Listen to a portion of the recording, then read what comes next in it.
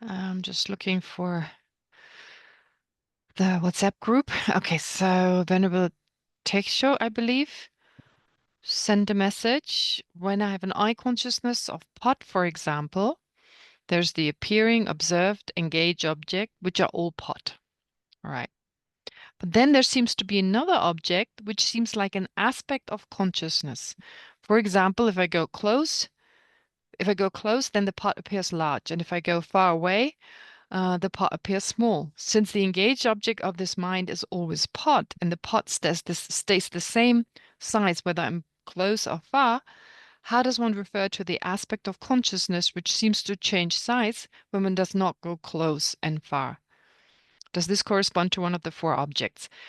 Okay, so basically, what I believe his question is, and please correct me if I'm wrong, if I have an eye consciousness, if any of us have an eye consciousness, apprehending pot, for example.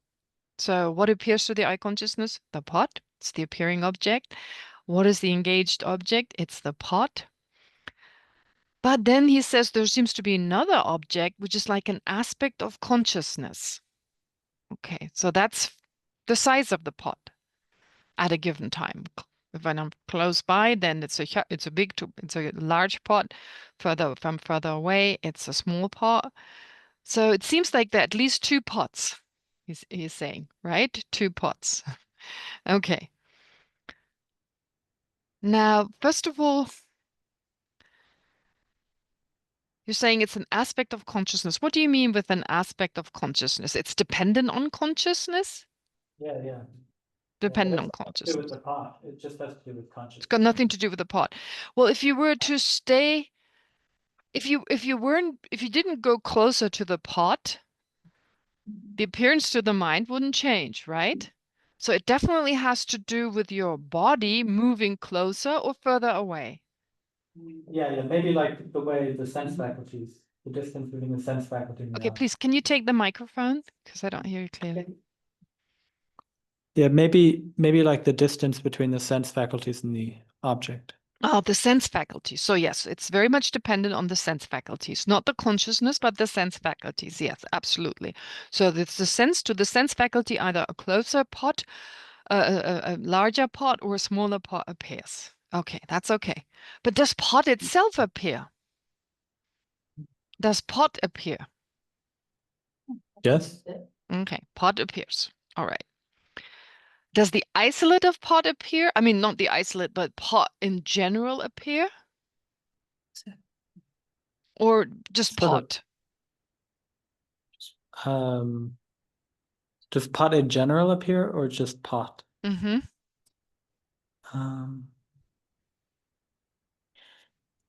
I mean, in my example, I guess I'm not really looking at, I'm looking at it like a specific pot, maybe like. Okay, you're looking at a specific pot. Fine. So we're not talking about pot in general. We're saying there is a specific pot that appears to your eye consciousness, but at the same time, pot appears as well.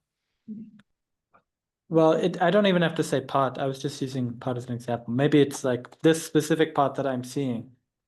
Okay, just this specific. So if your specific pot appears, doesn't it follows that pot doesn't necessarily have to appear? Why? I guess pot would have to appear. So whenever a specific pot appears, it follows pot appears as well? Yes. Yes, okay. But when we look at that pot that appears, it's actually just a specific pot, isn't it? If we search for the pot that appears, it's really just the specific pot. Or do two pots appear? One is the specific pot and one is pot. It's just a specific pot. If that's just the specific pot, then it follows that the second moment of an eye consciousness apprehending the second moment of pot is not a subsequent cognizer. Remember the debate? Take the subject and the second moment of an eye consciousness apprehending pot. It follows it's a subsequent cognizer. Yeah. It follows it's not a subsequent cognizer because it perceives the second moment of pot and it's a valid cognition with regard to that moment or with regard to that pot. no privation. Okay. So it follows it is a subsequent cognizer not with regard to the second moment, but with regard to another object. Except Posit that other object. pot. Pot. So it follows this eye consciousness. So take the subject, the second moment of eye consciousness apprehending pot. It is a valid cognition, excuse me, it's a valid cognition with regard to pot and a subsequent cognition with regard to the second moment of pot. What? No, the other way around, right? It's a valid cognition. Sorry, yeah, I misspoke. Sorry. It's a valid cognition with regard to the second moment of pot and a subsequent cognition with regard to pot. Except. So it follows that there are two kinds of pot appearing to that mind. It follows that pot with regard to which it is a valid is a subsequent cognition is not that specific pot. It's not that second moment of pot. It is still that specific pot. It follows, therefore, then it is a valid cognition with regard to pot, because that pot is the second moment of pot, and it is a valid cognition with regard to the second moment of pot.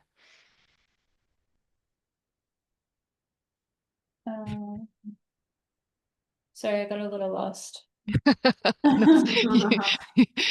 Well, you didn't get I mean, you were able to hold your ground for quite some while, some time, so that's good. I mean, that's difficult. It's really difficult to answer that. Okay, but anyway, okay. So we have the second moment of pot. With regard to the second moment of pot, this particular eye consciousness is a valid cognition, whereas with regard to pot, it is a subsequent cognition. Venerable Teacher, do you agree with that? No, I wouldn't say it's a valid cognizer with regard to the second moment of pot. Doesn't really make sense to me, I think. Oh, well, that would contradict scripture then. That would contradict scripture. So it's very clear in the texts, for instance, by Benjamin Sontava, it's very clear that if the second moment of eye consciousness, so whatever is the previous the predicate, but it says because that eye consciousness is a valid cognition with regard to the second moment, there's no pervasion. Okay. So So they then usually that's that eye seen. Yeah. consciousness is a common locus of a valid cognizer and a subsequent cognizer. No, its main object. We have to see what its main object. It's an eye consciousness apprehending pot. What is its main object? The pot. We didn't say the second moment of eye consciousness apprehending the second moment of pot. Then that's different. But we're saying an eye consciousness the second moment of an eye consciousness apprehending pot. Now, with regard to its main object, which is pot, it is a subsequent cognizer. But implied by that would be, going back to your argument, the pot that appears to your eye consciousness is really just the specific pot. And then you'd have a problem because in the case of the example I just gave and the second moment of an eye consciousness apprehending pot, well, the pot that appears, that's just the specific, the second moment of pot. So how does that work? I do not know. Yeah, I know it's difficult. Yeah. So there is, I mean, the thing is, think back of what needs to precede the eye consciousness in order to be able to apprehend something. We talked about a motivation. You have like a whole room full of stuff, but we don't realize everything that is in the sphere of vision. Our motivation plays a part. And so if the motivation is, for instance, to just see pot, I mean pot as in like the whatever is most characteristic for pot. I mean, I do have to see pot through another object. However, I'm mainly interested in just seeing a bulbous flatback object able to perform the function of holding water. Right? So then if I have that motivation, that motivation would then give rise to an eye consciousness apprehending pot. If I wanted to see a specific pot that's over there, that's blue, that's whatever, then I could say it's an eye consciousness apprehending that blue pot, etc. Right? Okay. Yeah. Okay. And that accounts for two different objects, where one is my main interest is in pot in general, whereas in the first case it's my main interest is in a pot in general, whereas in the second case it's a large pot. Oh, sorry, it's a specific pot. Okay. All right. Well, the thing is, it also goes back to, for instance, in front of you, you each, well, you don't all have a table in front of you, but the row in the back, you will have a table in front of you. So you would say you have a specific table in front of you, therefore you have a table in front of you. So that I think we can all agree on. Yeah. Therefore, if you see a specific pot, you must see pot. If there is a specific pot, there is pot. Since we don't have a universal pot that exists outside of space and time. Agree? Yeah. Yeah. So like with the video on the numbers, if you've seen it, there's this Platonian view, which is really the view of the Vaisheshikas, the view of the Mimamsaka, saying there's some universal of anything that exists out of space and time, you'd have to say. So no wonder Plato, I mean, there was an incredible exchange between the Indians and the Greeks. So no wonder you find a similar idea when it comes to numbers and the Platonian view of like there being some kind of universal. But anyway, so here in this case, in the Buddhist context, we talk about, yes, pot in general, but only ever in relation to what's actually there.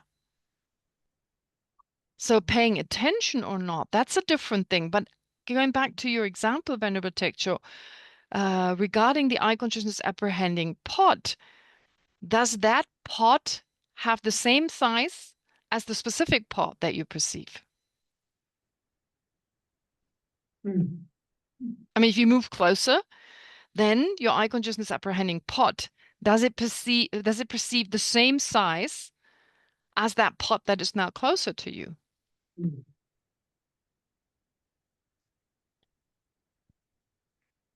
I mean, think of the opposite. It would be absurd.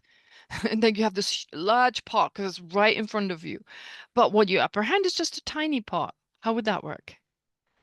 It has to appear to your sense faculty. The only reason why a pot can appear to you, this is different to a conceptual mind that is not dependent on the appearance to a sense faculty. But here in this case, you're totally dependent on what appears to your sense faculty. And that pot comes with a specific size. Yeah. And at the very least, it has to appear, doesn't it? Yeah. So what's your question? Well,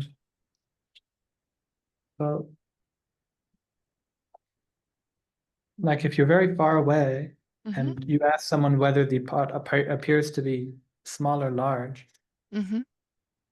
whether they say it's small or large does not have so much to do with whether the pot itself is small or large. It has more to do with the distance. That's true. So like what's actually appearing to eye consciousness is not 100% accurate with regard to the actual objects that are out there.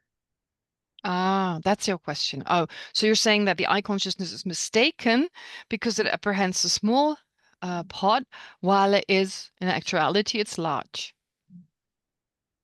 But that wasn't so much my question. My question is like, That would be a question, a good question, by the way.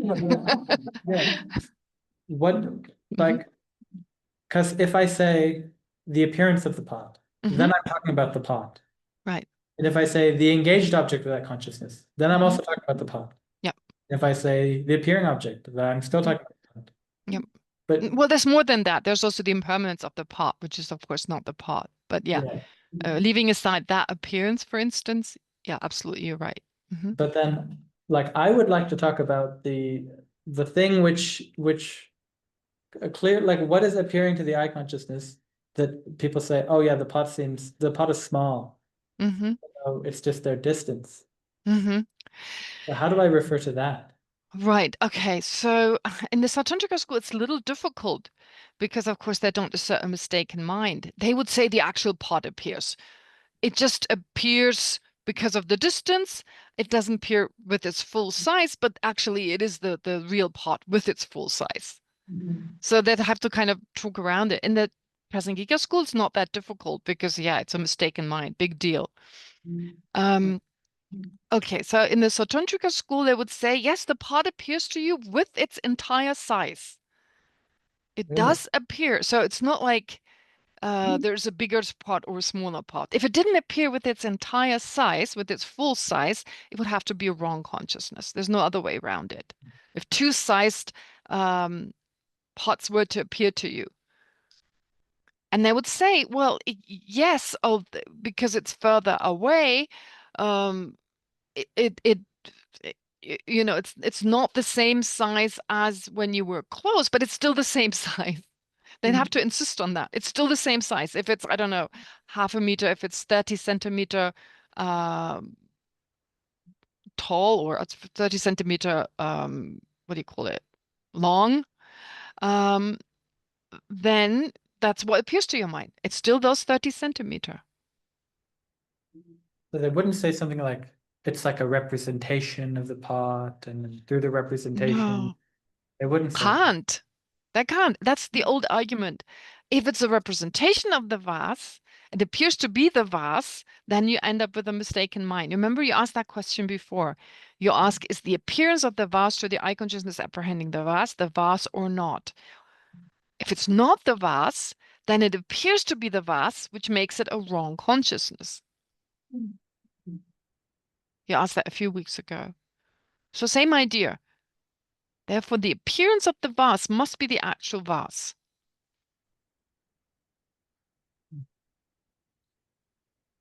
Yeah, I guess it's sort of hard for me to get my head around the way they're thinking. The Yeah, way I that's the reckon next it is, challenge. it's just like a representation. All the Right. information's there, but it's just being represented. You have to take off the Prasangika head. You have to put on the Sautrantika head. But that's the extra challenge, of course, when we study these subjects, because we may follow one school more than another, and then to switch and try to think like them, kind of like putting ourselves into the shoes of a Sautrantika school, it's not that easy. Yeah, it's part of the training. Yeah. So I'll just continue. Just remember the Sautrantika says everything exists out there the way it appears to us. So it's kind of like before you encounter Buddhism, that kind of view that I don't know whether you held, but I certainly did when I was a child. I was like, everything is out there the way it appears to me. I didn't, before I studied science and so forth, it felt like, yeah, there's an objective world and I see it the way it is. That's how the Sautrantika looks at the world. Not even the physicist's view of colors, etc., would hold in that view. All right. Janine, yes, please go ahead. Can you pass it? Yeah, so kind of a follow-up on Teichok's question, and maybe this would bring a little bit more clarity or not, I don't know. Seems like there's some when we see something that's far away, when we look at it, if there's things around it, we can kind of judge like, oh, that thing really isn't tiny, it's just far away because I see other things and I kind of know what size they are. So isn't there an element of kind of inference involved in that judgment? No, inference, I don't think inference is involved because it's spontaneous. Inference would require there to be a reasoning. You have to figure out the three modes, etc. It is spontaneous. Of course, it definitely has to do with imprints, because like when you were very little, you didn't have that ability. Now you naturally have it. In case it appears like you remember the illusions we had, there was, what was it called? The bonzo illusion, etc. When things appear bigger. Okay, that's a wrong consciousness. However, I wouldn't call it inference, no. Yeah. So it's accurate. I mean, it's correct in yes. judgment of, you know, the size of the pot. I know that, oh, it's gonna be about this size. As I get closer to it, it will confirm or validate what I thought, but it does seem like there's something else involved other than just seeing, like. Yes, seeing the environment as well. Of course, that's a huge part of it. Absolutely. I mean, we do know whether it's far away or not. If we were to think, you see, this is also part of why the Tantrika school would say it's not a wrong consciousness or even a mistaken consciousness. No, because we know it's far away. We know it's far away, but we can still kind of judge its size. And not much better than if it was close to us. I mean, let's say it's 30 centimeter. We could be off by 5 or 10 centimeters, even if it's right in front of us. But then when it's further away, because of the surrounding objects, the objects surrounding it, we would probably still be able to estimate, like, well, I don't know, it's 30 centimeter, 25 or whatever. Yeah, so therefore, in that sense, it's not it's not a mistaken consciousness in the Satantrika school. Yeah, absolutely. Good. That's a good point. Yeah. All right, great. These are important questions. Very good. It's nice that you think along these lines. These are some of the difficulties when it comes to the Tantrika school, and it's great that you're addressing these. Okay, then let's return to the text. Okay. Now, just quickly, what is the direct object? I don't know whether I like the word direct, but it is literally direct. Explicit is often a term that is used in other texts, but never mind. Direct is actually just as correct.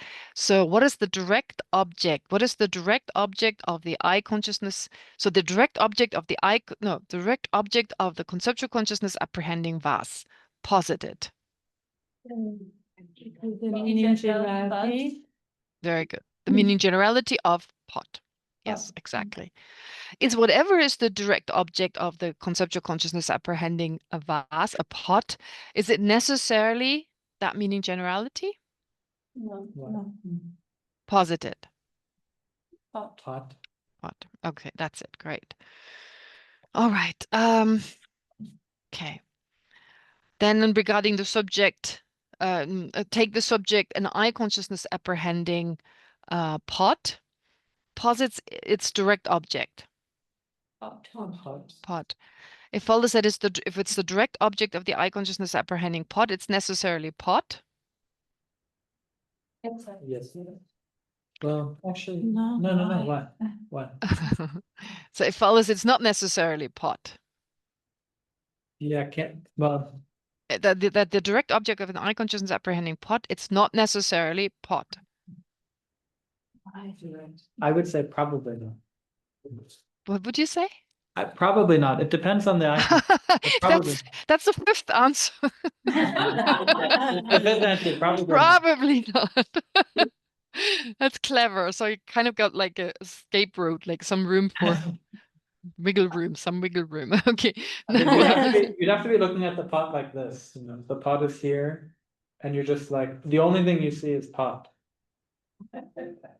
Okay, so let's say all you see is pot. Okay, it follows that what appears to your eye consciousness. So this particular case, I don't know whether everyone saw it in the back.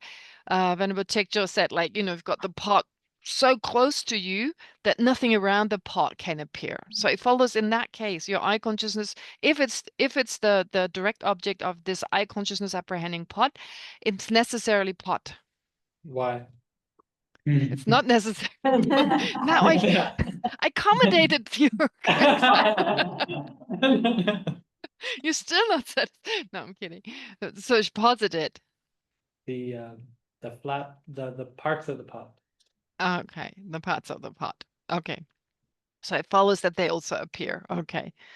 All right, and don't forget, and so okay, so if it's not the apprehended object, so whatever is the direct object but not the apprehended object of that particular eye consciousness, it follows it's necessarily it necessarily doesn't exist. Wait, could you say it again? Not the direct. So whatever is not the apprehended object, but the direct object of this. So okay, let's put it differently. So take the subject, the apprehended object, the appearing, the direct object of that particular mind that is not the apprehended object. It follows it doesn't exist. Why? It follows it exists. Consider. Posited. The impermanence of the verse. Yes, very good. The impermanence, exactly. So with the pot and its parts, they appear and they have to be apprehended. The base has to be apprehended. The bulbous part has to be apprehended. However, there is a direct object which, although it appears, is not apprehended. Okay, good, very good. And that's necessarily the impermanence of the pot, or there can be other examples. It follows there can be other examples. Except You would product the particle. Except, Follow, posit them. how about like the parts of the pot? Oh, the parts of the pot. It follows the parts of the pot are not such an example because they're the object of engagement. They're the engaged object of that eye consciousness. space. Reason not established. The reason it's established because the eye consciousness apprehending pot necessarily has to realize the parts of the pot in order to realize pot. Or it has to necessarily apprehend the parts of the pot in order to apprehend pot. It has to apprehend all the parts of the pot, like even the smallest ones. How about like the atoms of the pot? Ah, okay. You didn't say that. You just said parts. No, right. No, I didn't say that. All right. Yes, you're right. So Because take it the doesn't seem- subject, the subtle particles that are in the sphere of vision of the eye consciousness apprehending pot. It follows that they appear. They're other than the impermanence of the pot, but they appear without being apprehended by the eye consciousness. Yeah. Okay. Anything else but the impermanence, other than the impermanence and the subtle particles? What else? The isolated part, could you say? Pardon? Isolated part? The isolated pot.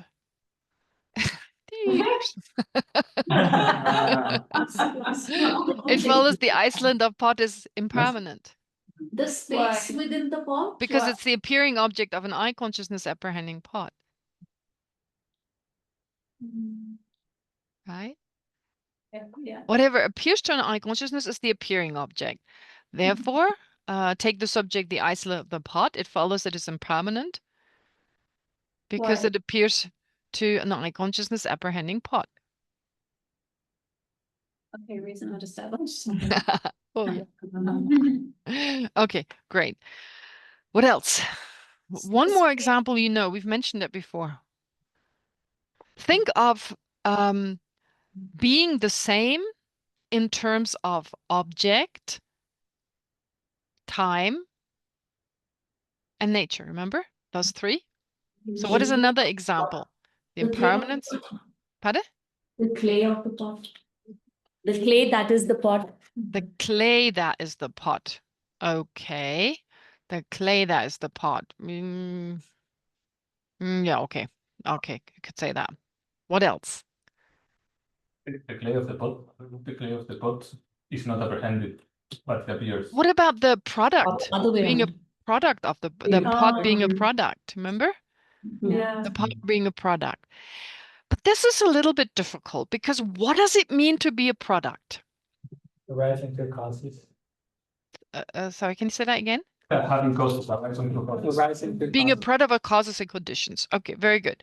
So But it's the same as the impermanence of the pot, right? Yeah.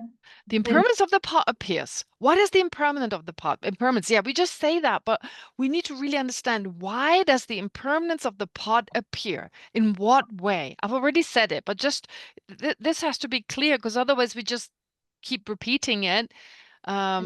Like parrots, as the Tibetans would say, but we don't really know why. So why does the impermanence of the pot appear?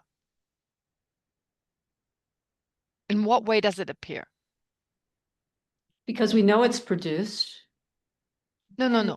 Whether we know or not doesn't help. The eye consciousness. I guess It's an aspect of the pot. It's its function. Is its function No. related No, to no. function? No. First of all, what does it mean to be impermanent? What is the definition? Posit the definition of impermanence. Momentarily. Mm. So changing momentarily. Yeah. Therefore, take the subject, the eye consciousness apprehending pot. It follows the momentary nature of the pot appears to it. accept. It follows whether you know that it's momentary or not, That's true. right? Even to a child, that momentary nature would appear to its eye consciousness. Yeah. Right. Okay. So therefore, if the momentary nature of the pot appears, in what way is that the case? Why does it appear? What is appearing to it so that that momentary nature appears? Well, in the same way that the particles or the atoms appear. Absolutely. Very good. So the particles, do they appear as static or do they appear as changing? If we could see them, they would be changing. Right. If we could actually see them, so they still appear, because you Yeah. can't have an atom that is not whizzing around, whatever. Okay, Right, great. exactly. Okay, having said that, how does to that eye consciousness, with that same explanation, being a product appear? Being a product of its own causes and conditions. It follows that the causes and conditions of that pot have to appear. Yeah, not really. Right? Yeah. Right? So this is something to think about. How come that to that eye consciousness, apprehending the pot, the fact that it's a product of its own causes and conditions appears, but its causes and conditions don't appear. And another aspect is, take that eye consciousness, also the functioning nature, being a functioning thing, the functioning thingness of that pot also has to appear. Everything that is equivalent or synonymous with impermanent has to appear in relation to the vase. So being impermanent, being a product, being a functioning thing with regard to the vase. What does it mean to be a functioning thing? It performs a function Which function? of holding water. No, the main function of a functioning thing. Why do we call an impermanent thing a functioning thing? Because it creates its effect. Yes, because who said that? Who said that? Maya. Maya, very good. So because it creates the effect, of course, it performs other functions, but the main reason why we call an impermanent phenomenon functioning thing is because it performs the function of creating its own effects. So you see, so impermanence refers to the moment right now, it's changing, versus being a product refers to its causes, having been produced by its own causes, and being a functioning thing means it gives rise to its own results. So the same question arises: do these results of the vase appear to your eye consciousness? Yes, they do in terms of its continuity. I was going to give you that as a homework, but you just answered it. Okay. Sorry. Very good. Very good. That's it. Okay, but Geshe-ma, Yes, please. a very basic question that I have a basic misunderstanding here. For me, She has one. Can you take the microphone? She has one. She has it. Oh, Okay. it's not working. For me, an eye consciousness perceiving a pot, right, is just perceiving shape and color. Okay. So having known that it's a pot is a mental process. So if we talk about a continuum, being able to recognize a continuum is a mental consciousness and not an eye consciousness. All right. Well, I didn't say, and I don't think Janine said, we recognize the continuum as like being a continuum. She just said there is a continuum. But let's go back to Maya's question, because this is, not everyone agrees with what is here in the text.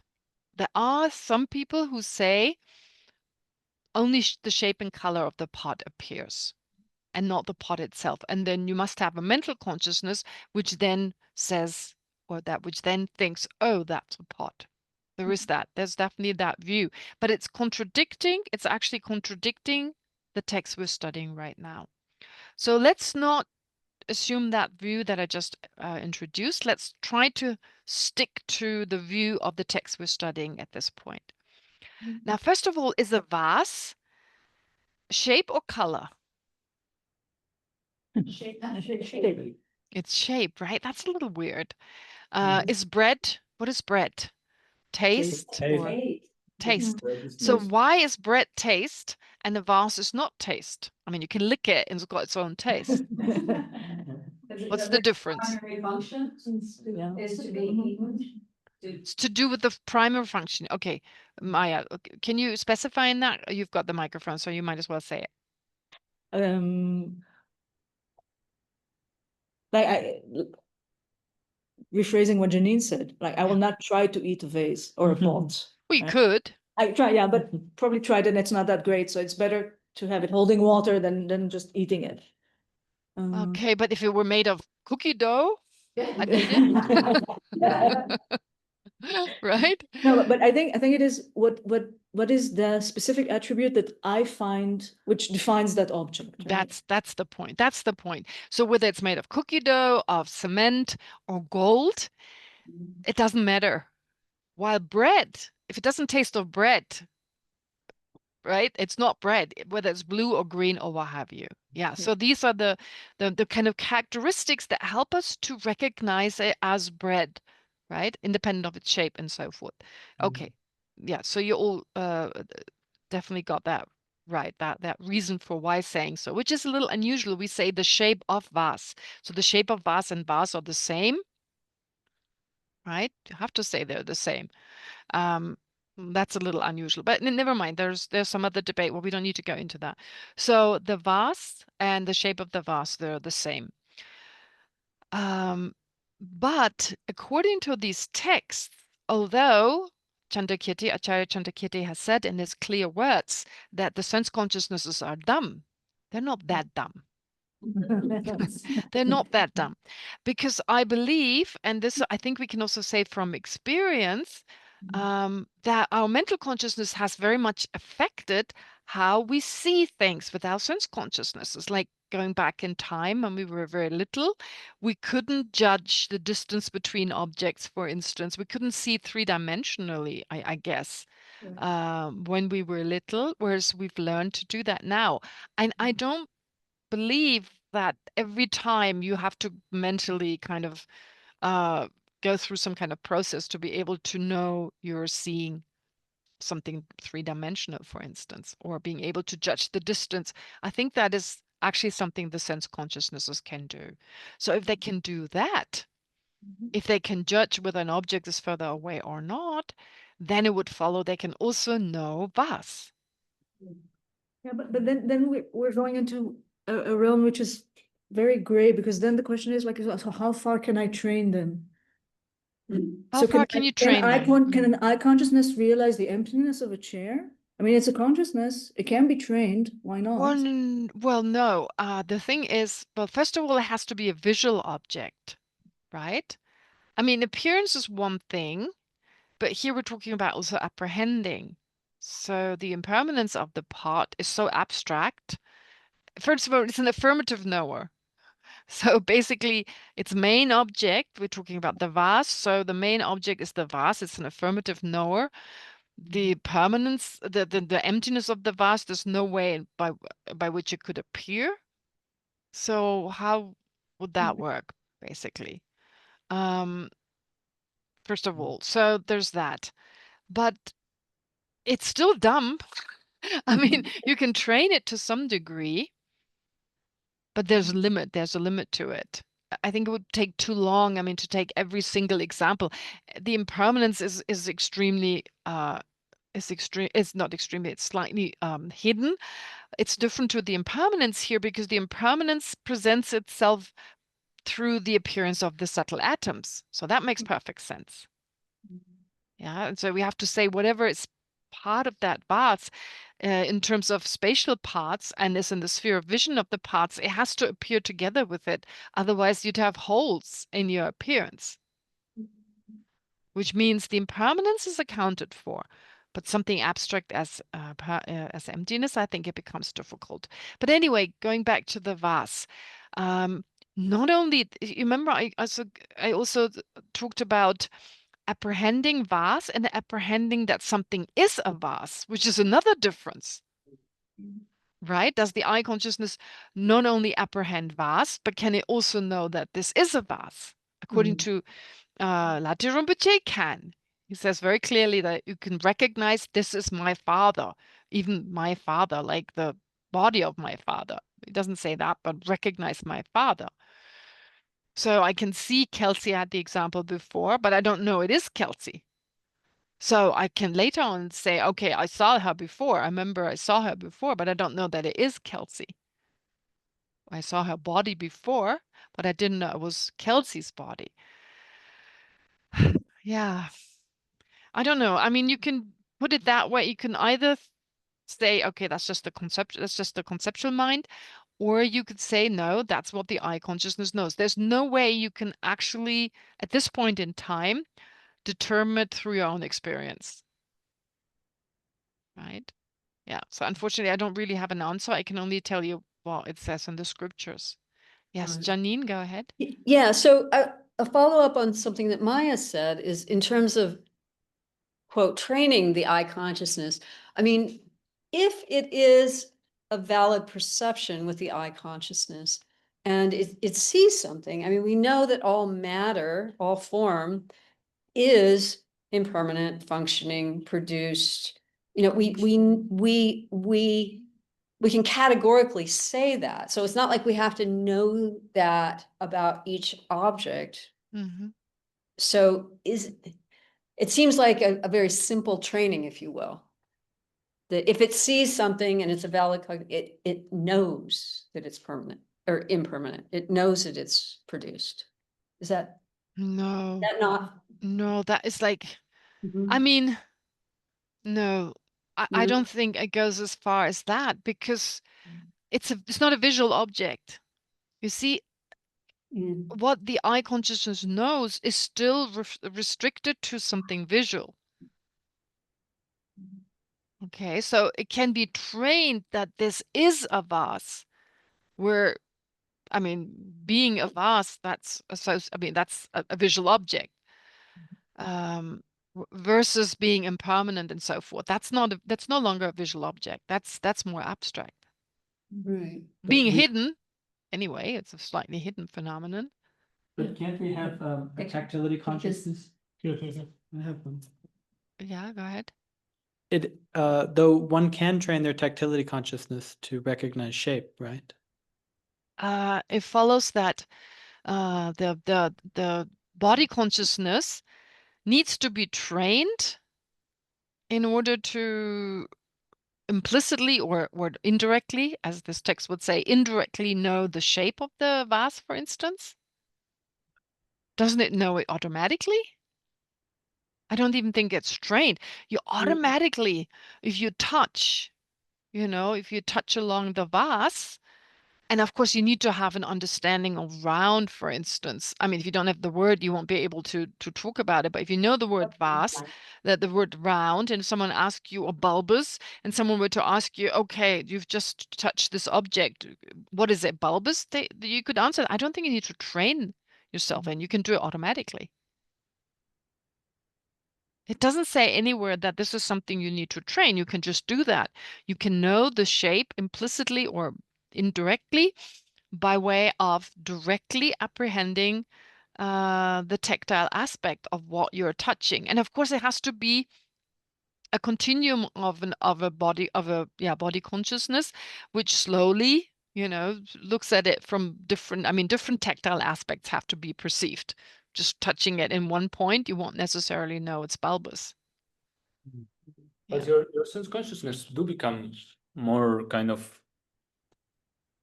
subtle in their understanding. For example, refined. I don't know. I used to be a musician before, and as I studied music, like I became better at recognizing chords or recognizing things in the sound that I was. So I guess there's an aspect that mental consciousness is playing there, but it seems that but it seems that your ear consciousness also kind of becomes more detailed. That's at least how it seems. Yes, I agree with you, and I talked about this before. Your mental consciousness's understanding can influence your understanding of the sense consciousnesses. I believe that is the case, because when we first, I mean, I don't remember being a child, but just from the scientific kind of explanations of what children, what they believe children can see are merely shapes and colors, just a blur of shapes and colors.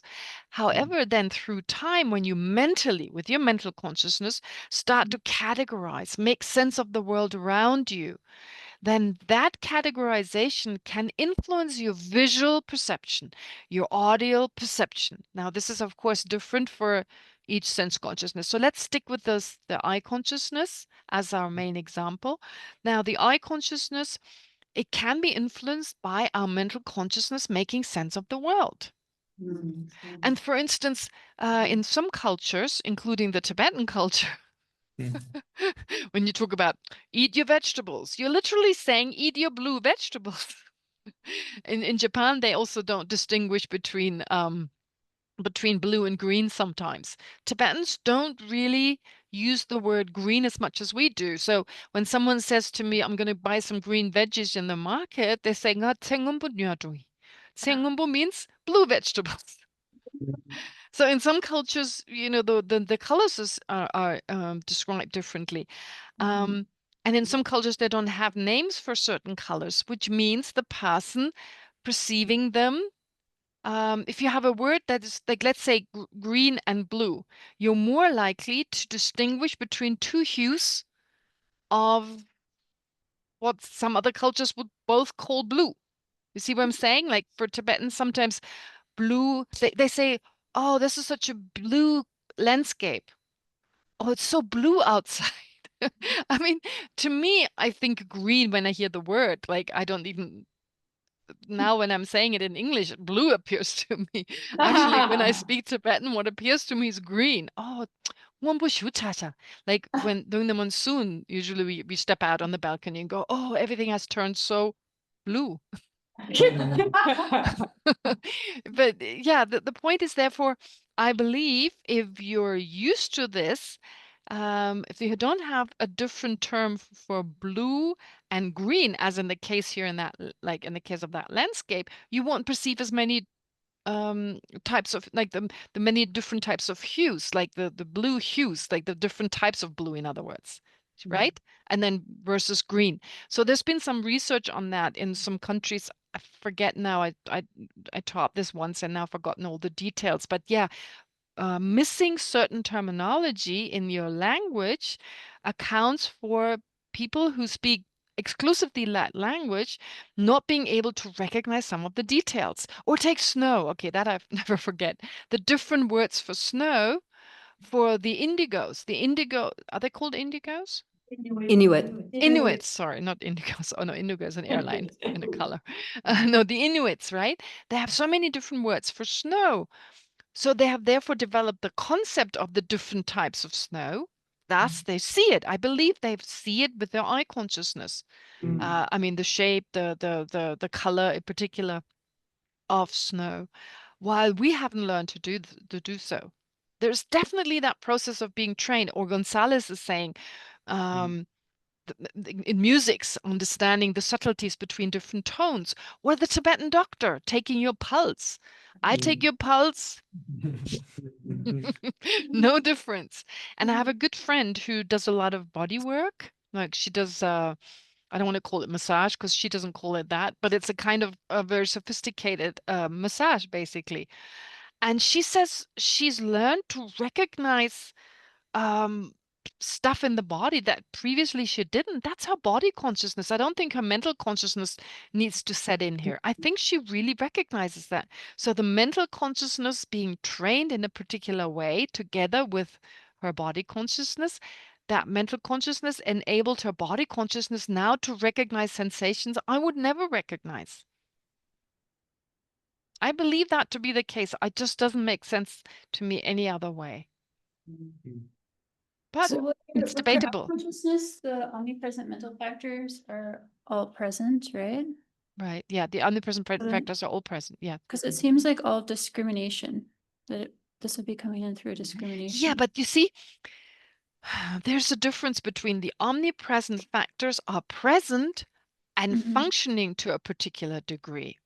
Right? So they don't have to, like for instance, in the Buddha's continuum. In the Buddha's continuum, you have bodhicitta. Bodhicitta always is associated with an aspiration. The Buddha aspires towards anything? No, the mental function is there, but it doesn't have to be actually actively aspiring towards something. So that's the extremist example, taking the Buddha's bodhicitta, the Buddha's awakening mind. It doesn't aspire to become awakened because he's already awakened, he or she is already awakened. So why aspire towards something? But the mental function is there. Similarly, we always have these mental functions, but whether they're actually active or to what degree they're active, that's a different matter. Okay. Right? That's a different. There's some distinction. So your discernment can be very, very active versus less so. I guess it also has to do with your motivation that precedes it. Yeah. Yeah. Kishima, can I come back to a basic question Please. I'm still struggling with? So, I mean, does my I consciousness see impermanence? I know it is impermanent because I know the thing that is in front of me, is changing, but I don't see the subtle particles. No. That subtle particles don't appear to me. They appear. You They see, do that's the difference. Okay, let me ask you something. Okay. Let's put a mirror in front of a vase. Okay. Do the subtle particles appear to that mirror? Yeah. I mean, with the mirror, there's no question, does it apprehend something or not? Of course it doesn't. Right. So the question is, do the subtle particles appear to the mirror? Otherwise, there would be nothing in the mirror. That's right. Exactly, as Kelsey puts it. Okay. If they didn't appear, I Okay. said there'd be holes in your perception, but that's a wrong statement. As Kelsey is saying, nothing would appear. For a whole to appear, the parts have to appear, Okay. no matter how coarse or subtle they are. Yeah. So Kelsey puts it exactly. That's not a simple question. That's an important question. No, you're right. So what about the mirror image? Yes, everything appears because for the whole to appear, the parts have to appear. At least what's in the sphere of vision. I mean, the back of the vase doesn't have to appear if the front appears. And so, yeah. So therefore it appears. And because they're changing, therefore, when they appear, these changing particles appear. These, I don't know how they change exactly. There's some movement. So that movement appears, therefore we say the impermanence appears. Taking us back to the original question. So Janine said the continuum appears. So in what way does the cause of the pot appear? Or in what way does the fact that the pot is the product of its own causes appear? Thinking of the continuum, she's absolutely right, but it's still not answered exactly. But I mean, do the causes of the pot itself have to appear, or the causes of the moment of the pot that you perceive? That's up to you. What do you think? I think it would make more sense for the causes of the moment of the pot that you're seeing to appear. Okay, all right. Can you specify that a little bit further? Can you explain to me why, when your eye consciousness apprehends a pot, what are the causes? What are the causes that appear to produce pot? What are they? And the only thing I can think about is the previous moment of pot. Very good. Because do you see just one moment of pot when you perceive pot? It's impossible, right?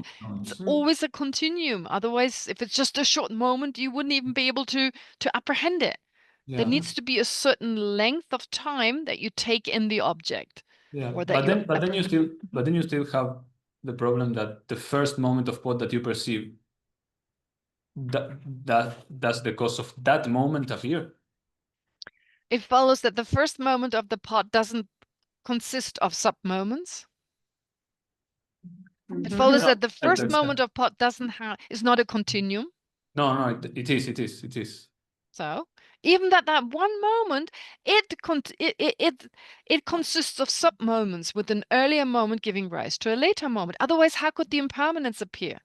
Just with that moment. It must be made of shorter moments, the atoms of which are changing. But does the cause of the first moment appear? Does the cause of the first moment? No, that doesn't appear. So if it's a pot that is being apprehended by a sense consciousness, its causes don't necessarily appear. Not all of its cause. Yeah. So if you think of that very moment, so when we say the vase appears, right? The vase appears, its impermanence appears. For instance, you have one moment of vase or one moment of pot. So its sub-moments, these sub-moments appear as changing. That's why we say the change appears, right? So then saying it has been produced, it's a product. We're not saying that something that doesn't appear to you appears as the cause, and then the fact that it was produced by that has to appear. That wouldn't make sense. So the only way we can say it appears as a product is by saying that the sub-moments, an earlier moment giving rise to the next, giving rise to the next, by way of them appearing, we say it appears as a product. That's the only way of saying. Otherwise, yeah, as Venerable Taekjok is saying, otherwise it would follow something that preceded it, which didn't appear to us. Without the causes and conditions appearing to us, how could the vase being produced from these causes and conditions appear? That wouldn't be impossible. So it's only within the context of a continuum that we can say that. But you can always debate it. It's again one of those debates. So it follows that, yes, its sub-moments appear to be the causes of a later moment. However, that doesn't account for that one moment itself, being a product of its own causes and conditions. How does that appear? Do you see what I'm saying? Is that clear what I'm saying? So you have one moment of vase, let's say 1 second, which is made of nanoseconds. So I only perceive that 1 second of vase. If I only perceive that 1 second of vase, what appears to me is the fact that it is a product of its own causes and conditions. But the causes and conditions of that 1 second don't appear. Only its sub-moments, its nanoseconds, former moments giving rise to later moments, and they appear, and on the basis of that, I can say its impermanence. On the basis of that, I can say its productness appears to me. So in a way, it seems like, yeah, but that's the only way you can account for that. You see how you can debate it, right? You can debate it. Take the subject that eye consciousness apprehending 1 second of a vase. It follows it doesn't perceive the productness. It doesn't know. The productness of that vase doesn't appear to it because the fact that it has arisen from its own, being a product of its own causes and conditions doesn't appear to it. It doesn't appear to it because its own causes and conditions don't appear to it. Right? Then you have to say there's no pervasion. Kishima, Yes. I have a question. Yeah. You used a sub-moment. Can we say sub-mind? Sub-mind. What do you mean with sub-mind? Subconscious mind? Or no, just sub-moment of mind. Sub-moment of mind, yeah. Yeah. Everything that is impermanent is made of sub-moments. There is no it follows there's a shortest moment in time. Except. Why? Who said except? Me. There's a small moment. A smallest moment in time. It follows there's the smallest moment in time. Why not? Why not? It follows that there's a moment that that is not a continuum. Oh, okay, in that way. Okay, yes, okay. Okay, great. Kishima, yes. Sorry. Tripti. Tripti. Just one question. So is it that the mental consciousness is always training the sense consciousness? For example, being able to recognize, the eye sense consciousness can recognize this is a Japanese man straight away. This is an Indian man. That's a good point. Yeah. Living with different ethnicities, yes. Being able to recognize or not. You're right. Yes, yes, yes. That's a good point. I don't know, constantly. I guess you would need to have new inputs, right? Like if you, I mean, like, of course, things around you aren't changing, but the changes are not obvious to us. We don't pick up on that. But if we constantly meet new people, I guess, yeah, it's, I mean, the texts don't talk about that. The mental consciousness train the sense consciousnesses. Like, ooh, I don't even want to use that terminology because any Tibetan would tell me you can't say that. But the other day, I think I said that to you. I talked to one of my teachers who's an incredible scholar. You know, like the greatest scholars are the ones that have to stay in Drepung Sera or Ganden. You always know the best scholars because they don't want to let their best teachers go. So and he's one of them. Like no way he's allowed to leave. His teachers would never let him go because he's so important in teaching and he's really amazing and very open to different ideas, open also to Western ideas. And so I asked him that. I said, look, isn't it obvious that a child can't see the same as an adult, etc. And in the end, he conceded. He says, yes, he couldn't really answer in a way like using the technical terminology, like the mental consciousness trains the eye consciousness, but he definitely agreed that that process takes place. And we discussed it for like an hour or something. So in that way, I feel like I have the support.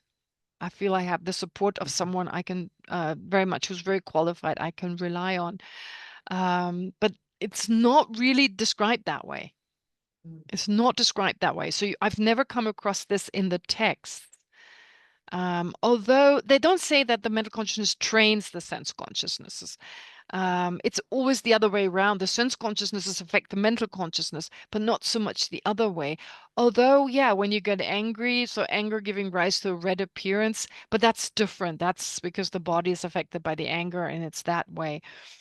Yeah, but I think it is still correct. Sorry, Tipji. So you were saying, I interrupted you, didn't I? Oh, no, you did ask, is it constantly? Yeah, is it that constant process? I don't know whether it's constant, but like, for instance, seeing new people every day, if you meet a lot of new people every day or different people, I guess you could say to a certain degree it's constant. To a certain degree, because no day is ever the same. You never see the same. So every day is slightly different, however similar it may seem. Yeah, Tipji, I correct that. I think it's constant, actually. Yeah. Good. Great questions, you guys. Really very good questions. Okay, so the homework is the same. If you can do it. And yeah, let's end here now.